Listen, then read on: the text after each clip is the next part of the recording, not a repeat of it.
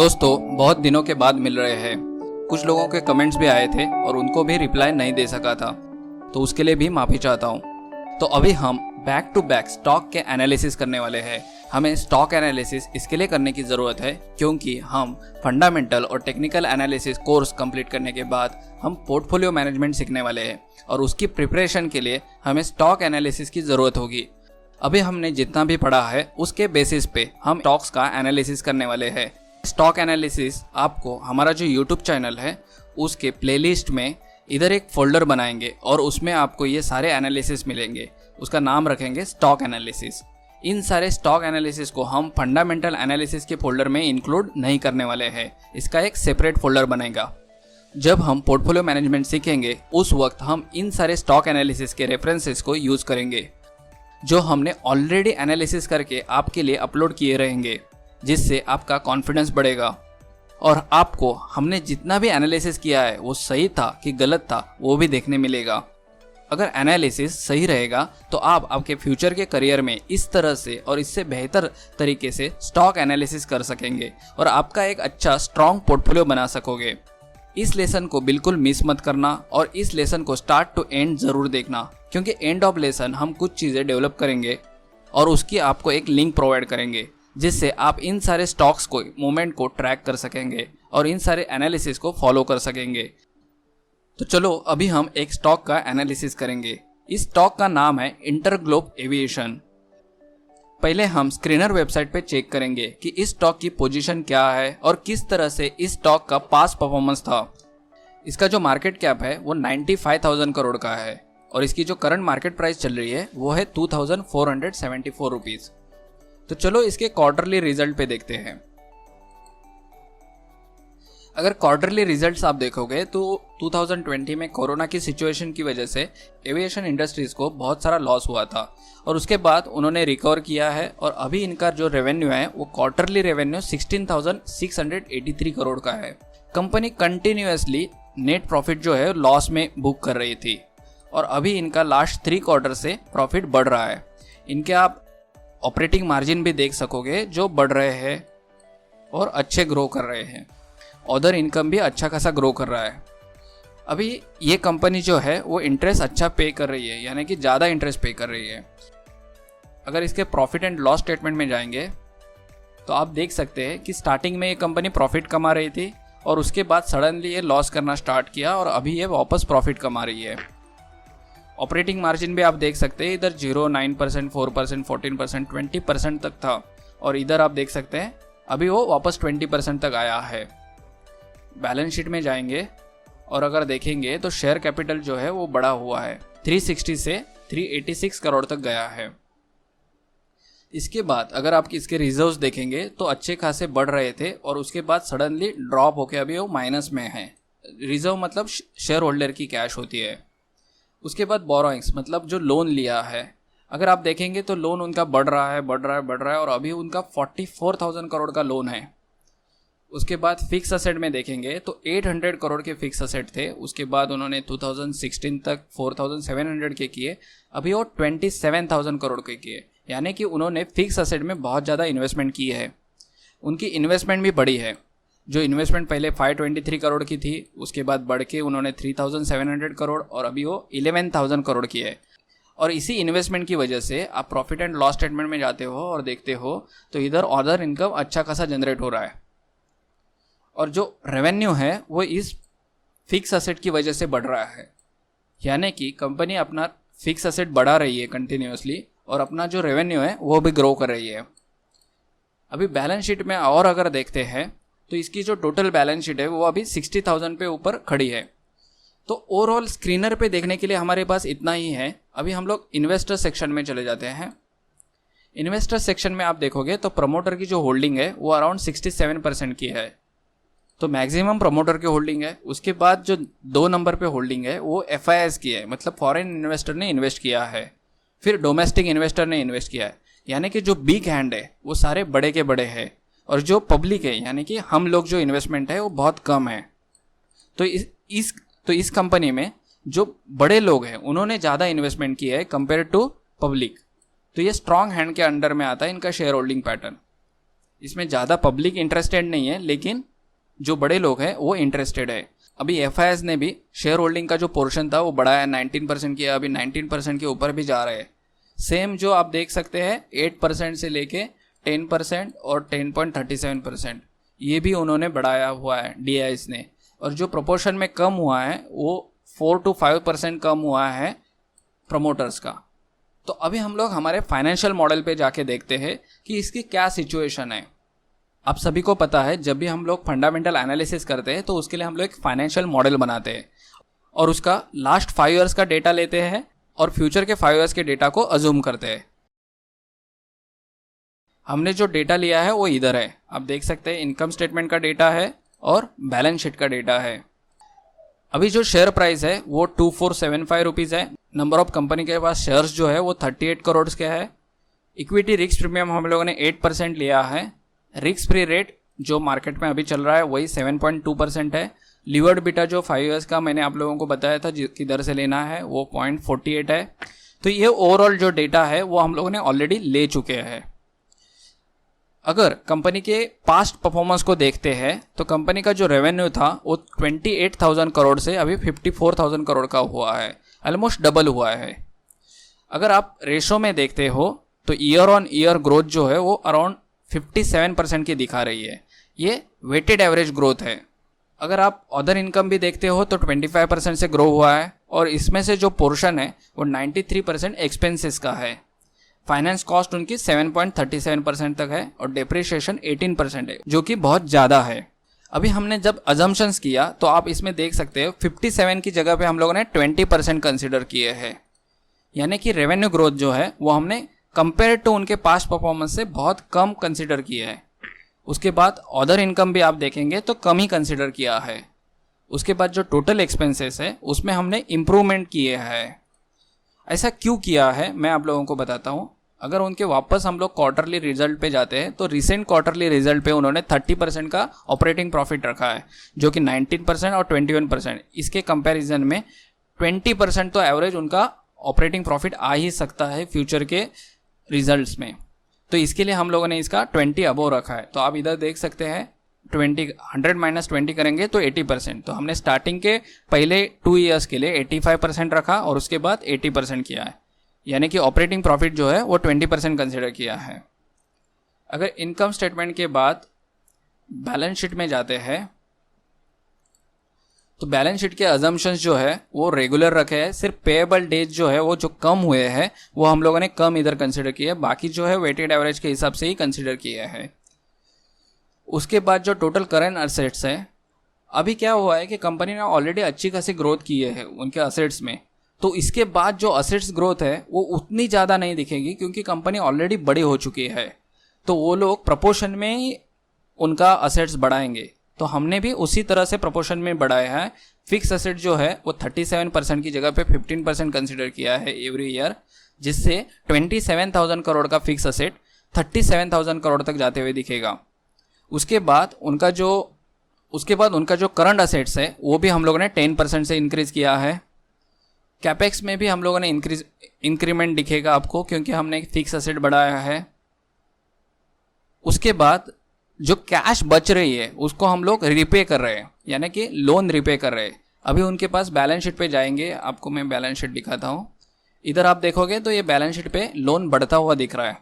तो इधर हम लोगों ने क्या किया है, लोन रिपे किया है क्योंकि कंपनी कैश कमाने वाली है। तो कैश को हम लोगों ने रिपे किया है, जिसकी वजह से क्या होगा कि आपको ओवरऑल बैलेंस शीट में लोन कम होते हुए दिखेगा, जो कि आपको मैं बैलेंस शीट दिखाऊंगा तब आपको दिखेगा। उसके बाद ये सारे नंबर्स को हम लोगों ने अच्छे से अज्यूम किया है और ये अजम्पशंस कैसे करते हैं वो हम लोगों ने ऑलरेडी सीखा है। अभी आप अगर इनका रेवेन्यूज़ देखोगे तो 28,000 से 54,000 करोड़ का हुआ था, वही अभी 54,000 का हम लोग 1,35,000 करोड़ तक कंसिडर कर रहे हैं। अभी ये कौन से बेसिस पे कर रहे हैं? अभी देखो कि कंट्री में आप देख सकते हो कि एयरपोर्ट्स बहुत ज़्यादा क्वांटिटी में बढ़ रहे हैं और एयरपोर्ट्स के कंस्ट्रक्शन ज़्यादा से ज़्यादा हो रहे हैं, फ़्लाइट्स भी बढ़ रही है और नॉर्मल जो मिडिल क्लास लोग हैं फ़्लाइट बुकिंग ही कर रहे हैं और फ्लाइट से ही ज़्यादा ट्रैवल कर रहे हैं। तो बेसिकली इंडिगो एविएशन जो है इनका मैक्सिमम शेयर है एविएशन इंडस्ट्री में, और उनका ही रेवेन्यू सबसे ज़्यादा बढ़ेगा क्योंकि उनका जो स्केल है वो बहुत ही ज़्यादा हो रहा है और बहुत ही अच्छे से वो मार्जिनली अपने एक्सपेंसेस को मैनेज कर रहे हैं। तो इसकी वजह से इनका जो रेवेन्यू है वो 5 साल के बाद 1,35,000 करोड़ तक जाते हुए दिख सकता है और अच्छे खासे ग्रोथ दिख सकती है। उनके जो इंटरनेशनल फ्लाइट्स है वो भी अच्छे खासे ग्रो होते हुए दिख रहे हैं। तो उसकी वजह से हम लोगों ने रेवेन्यू जो है उसी रेशो में इंक्रीज़ किया है। हमने इधर नंबर ऑफ़ फ्लाइट्स कितने लेंगे, कितने बाय करेंगे, क्या उनके कितने उन्होंने रेंट पे दिए हैं, वो सब हम लोगों ने कैलकुलेशन नहीं किया है, जानबूझ के नहीं किया है, क्योंकि हम लोग उसी रेशो में देख रहे हैं, उसी रेशो में परफॉर्मेंस करते हुए दिख सकती है।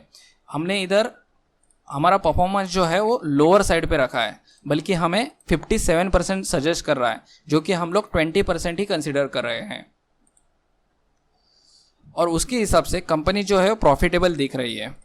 आप देख सकते हैं इधर, अगर हम लोग वापस जाएंगे और प्रॉफिट एंड लॉस स्टेटमेंट में जाएंगे तो टीटीएम यानी कि लास्ट 12 मंथ्स में कंपनी प्रॉफिट कमा रही है 3,800 करोड़ का। फिर भी हमने हमारे मॉडल में इसका 1,800 करोड़ का ही प्रॉफिट कंसिडर किया है। क्यों ऐसा कंसिडर किया है? क्योंकि हम लोग लोअर साइड पे नंबर्स रखना चाहते हैं। जितने नंबर्स लोअर साइड पे रखेंगे उतना हमें बेनिफिट होगा हमारे शेयर प्राइस को अप्रिशिएट होते हुए दिखने के लिए। तो इसीलिए इसके नंबर्स हम लोगों ने लोअर साइड पे रखे। कंपनी जो इधर लॉस कर रही थी उधर आप कंप्लीटली नेक्स्ट 5 ईयर्स में प्रॉफिट दिखेगा और उसकी वजह से उसका ग्रोथ अच्छा खासा दिखेगा। बैलेंस शीट में आप देखेंगे तो इधर आप देख सकते हैं बैलेंस शीट 59,000 करोड़ से 83,000 करोड़ की हो रही है। तो उसके अंदर आप ये लॉन्ग टर्म बोरोइंग्स देखो 40,000 करोड़ के हैं, वो आपको जीरो होते हुए दिखेंगे।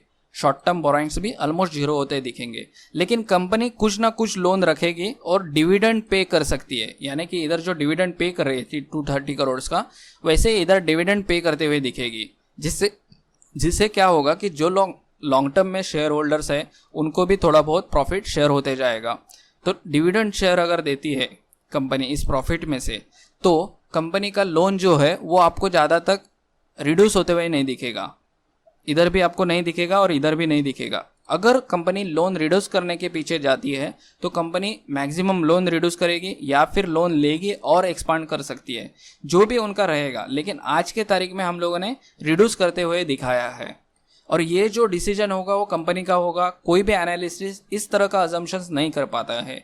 तो मैक्सिमम आपके पास जो कंट्रोल है वो आप इधर कंट्रोल आपका दिखा सकते हैं कि आप लोन रिड्यूस कर सकते हो, प्रायोरिटी वो रख सकते हो, नहीं तो या फिर आप लोन बढ़ा सकते हो और ज़्यादा स्केल कर सकते हो। जिससे क्या होगा, ज़्यादा स्केल करोगे तो ज़्यादा प्रॉफिट होगा और अल्टीमेटली आपका जो स्टॉक प्राइस है वो गलत आएगा। इंट्रिंसिक प्राइस जो बोलते हैं हम लोग, जो कैलकुलेट करने की कोशिश करते हैं वैल्यूएशन करने के बाद, वो गलत आएगी। इसके लिए मैंने क्या किया है, लोन रिपेमेंट किया है और इससे क्या होगा कि आपके स्टॉक प्राइस के ऊपर ज़्यादा डिफरेंस नहीं दिखेगा। बैलेंस शीट में आप देख सकते हो फिक्स असेट जो है 27,000 करोड़ के 37,000 करोड़ तक जाते हुए दिखेंगे और कैश भी अच्छी खासी मैनेज हो रही है। यानी कि कंपनी जो एवरेज कैश रख रही है अपने पास 11,000 करोड़ की, वही कैश हम लोगों ने कंटिन्यू रखी है। और बैलेंस शीट आप देख सकते हैं बैलेंस है, कैश फ्लो पॉजिटिव है। अब इधर अगर जाएंगे तो फ्यूचर का कैश फ्लो जो है वो पॉजिटिव दिख रहा है। उसके बाद अभी हम लोग वैल्यूएशन देखते हैं कंपनी का। तो आप देख सकते हैं इसमें जो ऊपर हम लोगों ने स्टॉक का डेटा लिया था, मैं आप लोगों को वापस दिखाता हूँ। ये बैलेंस शीट को भी मिनिमाइज़ करेंगे, ये बैलेंस शीट और को भी मिनिमाइज़ करेंगे, इनकम स्टेटमेंट को भी मिनिमाइज़ करेंगे। ये देखो ये डेटा है, इसी के बेसिस पे ये जो उनका weighted average cost of capital का कैलकुलेशन है वो आया है। और उसके बाद जो फ्यूचर के 10 ईयर्स की जो डेटा है उसको लेके हम लोगों ने नेट प्रेजेंट वैल्यू और टर्मिनल वैल्यू निकाली है। और जो प्रेजेंट वैल्यू आ रही है कंपनी की वो 7,34,000 करोड़ की है। कंपनी का अभी का जो मार्केट कैप है वो आप इधर देखो 95,000 करोड़ का है और जो मॉडल सजेस्ट कर रहा है वो कितना है 7,34,000 करोड़ का। यानी कि शेयर प्राइस जो है वो अराउंड 18,000 रुपीज़ तक जा सकती है, वैसे मॉडल सजेस्ट कर रहा है। ठीक है, अभी ये जो है वो पूरा का पूरा अजम्पशंस जो हम लोगों ने इधर लिया है, ये जो अजम्पशंस लिया है इसी तरह होता है तो प्राइस में, शेयर प्राइस में आपको इस तरह से ग्रोथ दिख सकती है। ठीक है, तो इसीलिए ये 18,000 प्राइस आ रही है। ये हम लोग प्राइस चेक करेंगे वैल्यूएशन रेशोज़ के साथ। तो अभी हम लोग क्या करेंगे, रेशोज में जाएंगे। रेशोज में आप देख सकते हो डेब्ट टू इक्विटी रेशो माइनस में है, जो कि पॉजिटिव जाता हुआ दिख रहा है, ठीक है, तो ये अच्छा हो रहा है। आप इंटरेस्ट कवरेज रेशो भी देख सकते हो, अच्छा होता हुआ दिख रहा है। उसके बाद कैश कन्वर्जन साइकिल जो है माइनस में है, इधर भी माइनस में है। जो उनका फ्री कैश फ्लो है पर शेयर वो इधर पॉजिटिव है और आगे और पॉजिटिव होता हुआ दिख रहा है। फिर आप ये जो ग्रोथ रेशोज है ये आप देख सकते हैं पॉजिटिव दिख रहे हैं, अच्छे खासे पॉजिटिव दिख रहे हैं। उसके बाद रिटर्न ऑन कैपिटल इन्वेस्टमेंट जो कि इधर अच्छा खासा बढ़ता हुआ दिखेगा आपको फ्यूचर में, जो कि अभी 7% तक आया हुआ है, जो आगे जाके और बढ़ेगा, ठीक है। उसके बाद अभी हम लोग वैल्यूएशन में देखते हैं। अभी आप देखो इधर हम लोगों ने 40% किया है, इसको हम लोग डिलीट करेंगे, ठीक है, जानबूझ के डिलीट कर रहे हैं। अब इधर देख सकते हैं एक्सपेक्टेड रिटर्न। अभी क्या होगा कि पीजी रेशो जो है वो हम कंसिडर करेंगे 1 तक आ सकता है, इससे ज़्यादा होगा तो कंपनी ओवर वैल्यूड हो जाएगी। तो पीजी रेशो जो है वो हम लोग रखेंगे 1 तक, यानी कि इधर कंपनी 100% का ग्रोथ दिखा सकती है, यानी कि 2024 में शेयर की ग्रोथ 100% दिख सकती है। उसके बाद इधर आपको 150% की ग्रोथ दिख सकती है, 150% से भी ज़्यादा 160% की ग्रोथ दिख सकती है, 160 से भी ज़्यादा दिख रही है, 175% की ग्रोथ दिख रही है, यानी कि 13,000 रुपीज़ तक शेयर जा सकता है 2025 तक। उसके बाद 2026 में शेयर जो है वो ओवर वैल्यूड हो रहा है, अब इधर देख रहे हैं 2.23, इसको हम लोग -50% करेंगे, यानी कि शेयर प्राइस गिरती हुई दिखेगी 55%, ठीक है। और इसके बाद वापस पॉजिटिव में जा रहा है, तो इसको हम लोग वापस 25% ग्रो करेंगे और इधर 25%, यानी कि शेयर प्राइस अराउंड 9,500 रुपीज़ तक जा सकती है। इधर कंपनी का स्टॉक हाईएस्ट लेवल अचीव कर रहा है, उसके बाद स्टॉक सडनली डाउन होके अराउंड 9,500 रुपीज़ तक जा सकता है। इसका मैंने आपको एक एग्जांपल दिया था पिछले वीडियोस में, कि आपको बताया था कि कैसे किसी 1 ईयर में स्टॉक सडनली बढ़ता है और उसके बाद वापस से नीचे आ जाता है, क्योंकि स्टॉक उस टाइम पे ओवर वैल्यूड नहीं था, उसके बाद वो ओवर वैल्यूड हुआ है। इधर तक कंपनी क्या कंसीडर कर रही है, या फिर जो इन्वेस्टर है वो क्या कंसीडर कर रहे हैं कि नेक्स्ट 5 ईयर्स भी उसके अच्छे ही जाने वाले हैं। लेकिन क्या होता है कि कुछ ईयर्स स्टेबल रहने की वजह से स्टॉक वापस नीचे चला आता है। मैं आपको वापस से दिखा देता हूँ। ये इंडिगो की जगह पे हम लोग लेंगे लक्स इंडस्ट्रीज। ये देखो इधर आप देख सकते हैं। अब देखो ये स्टॉक जो है वो सडनली यानी कि 2,000 रुपीज़ से बढ़ के अराउंड 4,600 रुपीज़ पे गया था और उसके बाद वापस क्रैश किया और नीचे आया। इधर इस पीरियड में ऐसा क्या हुआ रहेगा जो क्रैश किया स्टॉक ने? जो भी रीजंस रहेंगे, अगर फाइनेंशियल स्टेबल नहीं है कंपनी के तो स्टॉक ऊपर नहीं जाएगा, स्टॉक नीचे आएगा। अगर आप सेम ही रिजल्ट पोस्ट कर रहे हो हर बार, आपकी जो स्टॉक की प्राइस है वो नीचे आते हुए दिखेगी और उस लेवल तक आएगी जिधर स्टॉक अंडर वैल्यूड दिखेगा, ठीक है। तो सेम कंडीशन हम लोग अज्यूम कर रहे हैं इंटरग्लोब एविएशन में, कि इधर आप देख सकते हैं कि स्टॉक ऊपर जाएगा और इधर से स्टॉक वापस नीचे आ सकता है और वापस ऊपर जा सकता है। अगर कंपनी ने इधर भी परफॉर्मेंस अच्छा रखा तो स्टॉक की प्राइस और ऊपर जाएगी, जो कि हमारी इंट्रिंसिक प्राइस के ऊपर जा सकती है। तो इंट्रिंसिक प्राइस और इसके बीच में जो डिस्टेंस है वो अराउंड 5,000 रुपीज़ का है, जो कि ह्यूज है, ठीक है। तो हम लोग कंसिडर करेंगे कि लोअर साइड यानी कि 13,000 रुपीज़ तक तो भी शेयर जा सकता है, और वो 2025 नहीं, हम लोग कंसिडर करेंगे चलो 2028 तक तो जा ही सकता है, ठीक है। अभी इसको हम लोग कैसे कंसिडर करेंगे कि इसको हम लोग लेके जाएंगे, एक हम लोगों ने इधर स्टॉक पोर्टफोलियो बनाया है, इधर हम लोग प्राइस डालेंगे 2,475 रुपीज़, जो कि अभी करंट मार्केट प्राइस है, ठीक है। अभी इस शीट को मैं आप लोगों के साथ शेयर करूंगा और आप इस शीट को बार बार ओपन करके देख सकोगे हर बार। तो क्या होता है कि जब भी हम लोग किधर भी इन्वेस्टमेंट करते हैं ना, तो हमारा स्टॉक मार्केट में इन्वेस्टमेंट करने का पर्पज़ ये होता है कि हमें हायर रिटर्न्स मिले, ज़्यादा रिटर्न्स मिले, इसके लिए हम लोग स्टॉक मार्केट में इन्वेस्टमेंट करते हैं। तो एटलीस्ट हमें मिनिमम 20% तो रिटर्न मिलने चाहिए और मैक्सिमम हम एक्सपेक्ट करते 40% जाए, और 40% के ऊपर जाएंगे तो अच्छा ही है हमारे लिए।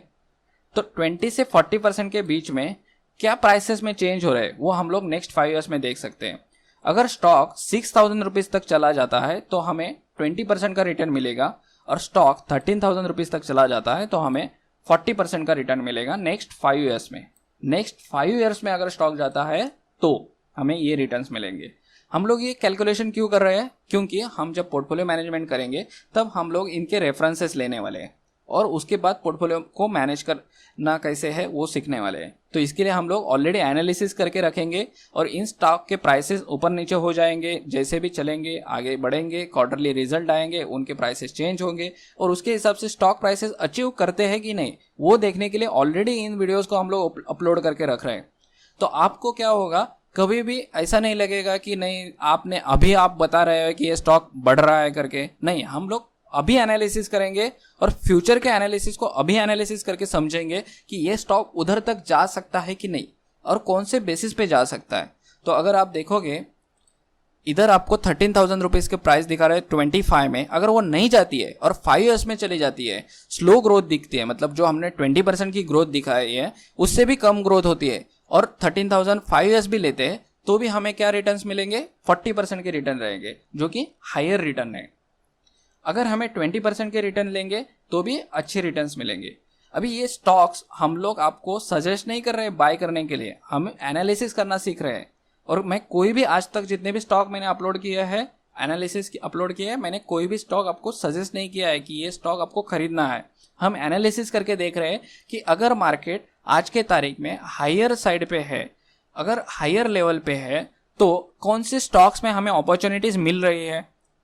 और ऐसे स्टॉक्स अपॉर्चुनिटी हर बार होती है कि नहीं, कि स्टॉक हाई पे गया तो अभी हमारे पास अपॉर्चुनिटी नहीं है, हमें वेट करना पड़ेगा, जब मार्केट गिरेगा तभी एंट्री करनी है कि नहीं करनी है। वो सब के लिए हम लोग अभी एनालिसिस करके देख रहे हैं कि स्टॉक हाई पे है, स्टॉक मार्केट हाई पे है, तो अभी हम लोग एनालिसिस करके देख रहे हैं कि ये स्टॉक्स के प्राइसेस अचीव हो सकते हैं कि नहीं हो सकते।